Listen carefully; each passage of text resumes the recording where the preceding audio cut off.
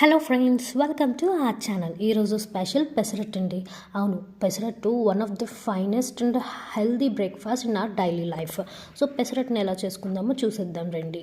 పెసరట్టుకి కావాల్సిన పదార్థాలు: ముందు పెసరపప్పుని, బియ్యాన్ని రాత్రంతా నానబెట్టుకొని, తర్వాత ఆ మిశ్రమంలోనే 2 పచ్చిమిర్చి, ఒక అల్లం ముక్క చిన్నది, అలాగే 2 రెబ్బల కరివేపాకు, ఒక చిన్న కట్ట కొత్తిమీరని వేసుకొని గ్రైండ్ చేసుకోవాలి.